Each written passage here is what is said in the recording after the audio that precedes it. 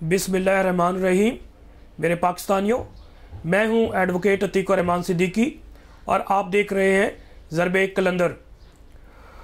आज जिस इशू पे मैं व्लॉग करना चाह रहा हूं वो है जो मौजूदा गवर्नमेंट ने नैब ऑर्डिनेंस 1999 में सेकंड अमेंडमेंट 2022 किया है, उस हवाले से मैं डिस्कस करना चाह रहा था और आप व्यूवर्स को बताना चाह रहा हूं कि इस हुकूमत ने नैब ऑर्डिनेंस में जो अमेंडमेंट्स किए हैं उसके असरात क्या होंगे।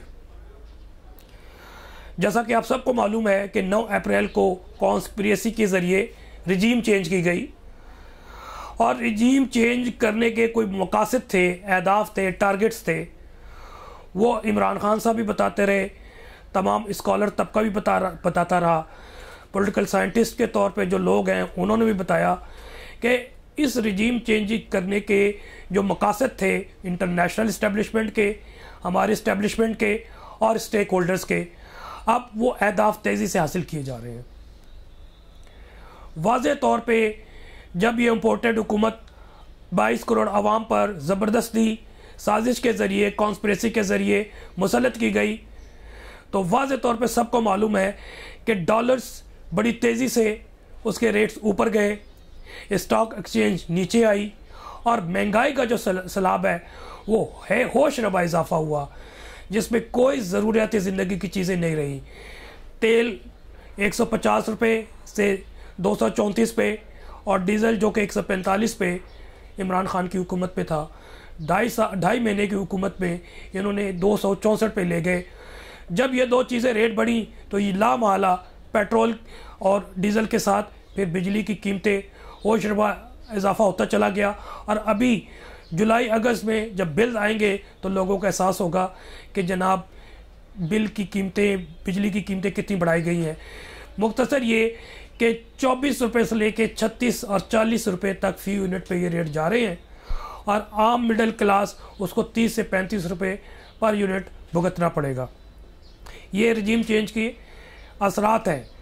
लेकिन जिस तरह इमरान खान साहब कहते थे कि ये 3.5 साल एक ही चीज़ के पीछे इमरान खान के पड़े हुए थे कि जनाब महंगाई इमरान खान साहब से कंट्रोल नहीं हो रही, महंगाई कंट्रोल नहीं हो रही, जबकि पढ़ा लिखा तबका, बाशऊर तबका जिसको मालूम है, जो इकॉनमी को जानता है, उसे मालूम था कि इमरान खान ने बावजूद कोरोना, बावजूद जो सुपर साइकिल महंगाई का पूरी दुनिया में आया हुआ था, इमरान खान ने मुख्तलिफ स्टेप्स के ज़रिए उसको कंट्रोल रखा और महंगाई को ग्रास रूट लेवल तक असरात कम से कम आने दिए, जिसमें आप वाज़े तौर पे देख सकते हैं कि इमरान खान ने एहसास प्रोग्राम शुरू किया, जो अभी हाल ही में यूनिवर्सिटी ऑफ स्टैनफोर्ड ने वाज़े तौर पे द बेस्ट पॉलिसी पूरी दुनिया में करार दिया कि इमरान खान ने जो एहसास प्रोग्राम के तहत मल्टीपल प्रोग्राम्स दिए, वो ग्रास रूट लेवल गरीब तबका और मिडिल क्लास तबका को बचाए रखा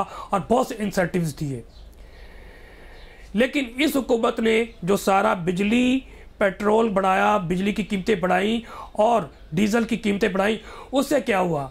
उससे तमाम चीज़ें, ग्रॉसरी आइटम्स हो गए, फ्रूट्स हैं, फल हैं, रोज़मर्रा की अशिया हैं, इवन कोई और चीज़, सब चीज़ें महंगी हो गई। और कल ही बात है, सुपर टैक्स बढ़ाया गया, इसमें 10% बढ़ाया गया, जिसकी वजह से लार्ज मैन्युफैक्चरिंग इंडस्ट्रीज़ मुतासिर होंगी और 13 इंडस्ट्रीज़ इसमें शामिल हैं, जिसके वो कह रहे हैं कि जनाब अमीर पे टैक्स लगाया, हरगिज़ नहीं।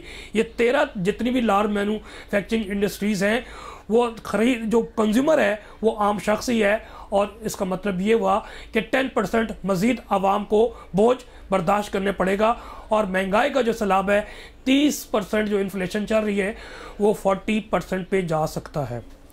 मैं अब अपने मौजू पे आ जाता हूँ कि क्योंकि ये 3.5 साल जो महंगाई करते थे, असल में महंगाई के लिए नहीं मार्च कर रहे थे, ये इनके अपने अहदाफ थे। इनके अहदाफ में थे कि हम हुकूमत में आएंगे और क्योंकि ये सारे जो इस वक्त हुकूमत में, इम्पोर्टेड हुकूमत में 60% से ज़्यादा लोग वो हैं जिनके मुकदमात FIA में, नैब में, दूसरी अदालतों में चल रहे हैं और इन पे आम मुकदमात नहीं है, इन पे फाइनेंशियल करप्शन के मुकदमात हैं। It means they are financial corrupt people. और ये पहली दफ़ा दुनिया की तारीख में हो रहा है कि जो 60% से ज़्यादा जिन पे केसेस चल रहे हैं, फाइनेंशियल करप्ट हैं, वो वज़ीर मुमलिकत, वफाकी वज़ीर और एडवाइज़र्स लग कर हुकूमत कर रहे हैं। मुख्तसर ये कि इस वक्त पाकिस्तान पे चोरों, डकैतों और लुटेरों की हुकूमत अमली तौर पे कायम हो चुकी है और इनका मकसद सबसे पहले ये था कि हम इक़्तिदार में आएंगे, नैब का ख़त्मा करेंगे, नैब को हम जो इम्पोर्टेंट कर देंगे, उज़्व मुअत्तल बना देंगे और FIA को भी हम कंट्रोल में कर लेंगे और इस तरह अपने मुकदमा से हम जान छुड़ा लेंगे। ये टारगेट था इनका। और फिर अगले इलेक्शन को किस तरह मैनूवर करना है तमाम स्टेक होल्डर्स के साथ, मैं वर्ड्स कह रहा हूँ, तमाम स्टेक होल्डर्स के साथ किस तरह अगले इलेक्शन को आपने मैनिपुलेट करना है। और लोग वाज़े तौर पे देख रहे हैं कि इस वक्त जो सूबाई असम्बली के डिसिडेंट मुनहरिफ अरकान के इलेक्शन हो रहे हैं, 20 सूबाई असम्बली के अरकान के, उसमें तमाम इदारे स्टेक होल्डर्स पूरी कोशिश कर रहे हैं किसी तरह पाकिस्तान तहरीक इंसाफ के कैंडिडेट को हराया जाए। उनको ज़ुदकोप किया जा रहा है, ब्लैकमेलिंग हो रही है, FIR दर्ज हो रहे हैं और दूसरी तरफ तमाम स्टेक होल्डर्स मिलकर उसको इलेक्शन को मैनिपुलेट कर रहे हैं। और जनरल इलेक्शन को मैनिपुलेट करने के लिए क्या किया, वाज़े तौर पे जो तमाम एक्ट के ज़रिए पाकिस्तान तहरीक इंसाफ ने बैरून पाकिस्तानियों को 90 लाख जो कि बैरून पाकिस्तानी है, जो कि हमारे एसेट्स हैं, जो सबसे ज़्यादा रेमिटेंस भेजते हैं, जिसकी वजह से पाकिस्तान की इकॉनमी चलती है, उनको दोबारा से उनके वोट के हक से महरूम कर दिया गया है।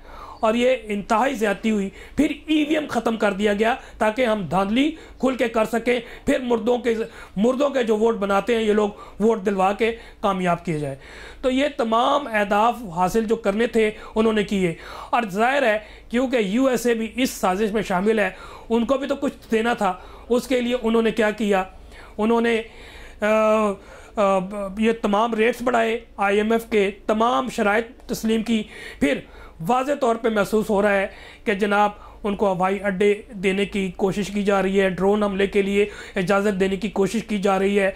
फिर इसके अलावा कभी इस कॉर्नर से कभी दूसरे कॉर्नर से ये बात की जा रही है कि अमेरिका ये इज़राइल से ताल्लुकात कायम करने हैं, इंडिया के साथ हमने ताल्लुकात बहाल करने हैं।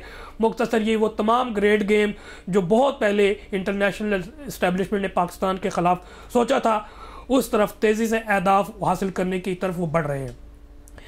नैब ऑर्डिनेंस में जो तब्दीली की है, बहैसियत में कानून के तालिब इल्म, मैं आपको गोश गुजार करना चाहता हूँ कि नैब में सेक्शन 5E के ज़रिए इन्होंने जो अमेंडमेंट की और बेनामी दार की तारीफ बदल दी, जिससे क्या होगा, करप्ट अफराद अब अपने बीवी, बच्चों और करीबी रिश्तेदारों के नाम पर जायदादें बना सकते हैं। सेक्शन 5U के तहत सरकारी ओहदेदारों के साथ मिलकर करप्शन करने वाले आम शहरियों के नाम मुकदमा से खारिज हो जाएंगे, जिससे करप्ट लोगों के फ्रंट मैनों और एजेंट्स को तहफ़्फ़ुज़ात और हौसला अफजाई होगी। इसके अलावा माय डियर व्यूवर्स, कुछ और जो तरमीम हुई हैं उनको प्रिसाइसली मैं आपके गोश गुजार करना चाहता हूँ। सेक्शन 21G के तहत बैरून मुल्क से आया हुआ सबूत काबिल कबूल नहीं होगा, जिससे मरियम नवाज का कैलिबरी फाउंड का केस ख़त्म हो सकता है। सेक्शन 14 टोटली ख़त्म कर दिया है। सेक्शन 14 क्या था, मुल्जिम के एहसासों की मनी ट्रेल देने की जिम्मेदारी ख़त्म हो जाएगी, यानी कि नवाज शरीफ का जो केस है और उसके बच्चों का केस है वो ख़त्म हो जाएगा। सेक्शन 95A एहसासों की तारीफ़, एसेट्स की तारीफ तब्दील की गई, जिसकी वजह से शहबाज शरीफ, हमजा शहबाज और जरदारी के जाली TT बैंक अकाउंट्स के ख़त्म हो जाएंगे। सेक्शन 910A सेक्शन 5S मफाद आमा के केस में कम अज़ कम मुतासिरीन की तादाद 100 कर दी है। पहले इसकी तादाद मुतय्यन नहीं थी और सुप्रीम कोर्ट के जजमेंट के मुताबिक अगर 20 से 25 अफराद के ख़िलाफ़ भी कोई करप्शन के केस है तो वो पब्लिक एट लार्ज होता था। अब वो 100 कर दिया है और उससे बेशुमार केसेस ख़त्म हो जाएंगे, जिसमें मेन केस ख्वाजा साद रफ़ीक का है, जिसमें करप्शन केस में मुतासिरीन की तादाद 76 है। इस तरह के केसेस ख़त्म हो जाएंगे। सेक्शन 4 के मुख्तलिफ सेक्शन सब सेक्शंस ख़त्म किए गए। इसमें मुख्तसर ये कि रेगुलेटर और ब्यूरोक्रेसी के बददियानत फैसलों को तहफ़्फ़ुज़ दिया गया। अब सारे जो काम बददियानती के ये रेगुलेटर्स और बददियानत ब्यूरोक्रेट्स ही करते हैं, इनको तहफ़्फ़ुज़ देने से राजा परवेज़ अशरफ और शाहिद खाकान अब्बासी जैसे केस, इनके ख़िलाफ़ जो केसेस हैं वो ख़त्म हो जाएंगे। सेक्शन 23 में लिखा था कि मुल्जिम दौरान तफ्तीश अपने असजात को फ़रोख्त कर सकता है। यानी कि अगर फॉर एग्ज़ाम्पल एक इन्वेस्टिगेशन किसी पावरफुल मुल्जिम के ख़िलाफ़ शुरू करता है तो उसकी प्रॉपर्टी अटैच भी नहीं होगी, फ्रीज़ भी नहीं होगी, और वो एट लिबर्टी होगा कि दौरान तफ्तीश वो अपनी प्रॉपर्टी बेच के किसी को और ट्रांसफ़र कर दे। इससे कॉम्प्लिकेशन पैदा हो जाएंगी और आप इंसाफ तक नहीं पहुंच सकते, ना तफ्तीश मुकम्मल कर सकते हैं। इससे थर्ड पार्टी इंटरेस्ट की वजह से तफ्तीश और एहसासों के बाजियाबी तकरीबन नामुमकिन हो जाएगी। सेक्शन 23, चेयरमैन नैब किसी जगह को पुलिस स्टेशन या जेल डिक्लेयर नहीं कर सकता। पहले वो डिक्लेयर कर सकता था, जिसकी वजह से गवाहान को तहफ़्फ़ुज़ मिलती थी। अब इसको गवाहान को तहफ़्फ़ुज़ नहीं होगी, ना गवाहान सामने आएंगे, डरेंगे खौफ से। आपको अभी रिसेंट पास में मालूम है कि FIA के केस में जो शहबाज और हमजा लोग इन्वॉल्व हैं, उसमें 5-6 कलीदी किरदार, जिसमें डॉक्टर रिजवान जो कि डायरेक्टर नैब थे, वो किस तरह हार्ट अटैक के ज़रिए दारे फ़ानी से कूच कर गए। तो ये बेशुमार लोग जो अब पहले आते थे वो सामने नहीं आएंगे, डरेंगे, खौफ खाएंगे। सेक्शन 5U के तहत सरकारी ओहदेदारों के साथ मिलकर करप्शन करने वाले आम शहरियों का नाम मुकदमा से खारिज कर दिया गया है। इससे करप्ट लोगों के फ्रंटमैनों और एजेंट्स को तहफ़्फ़ुज़ और हौसला अफजाई होगी। सेक्शन 5E, बेनामीदार की तारीफ तब्दील की गई है, जिसकी वजह से करप्ट अफराद अपने बीवी, बच्चों और करीबी रिश्तेदारों के नाम पर जायदादें बना सकते हैं।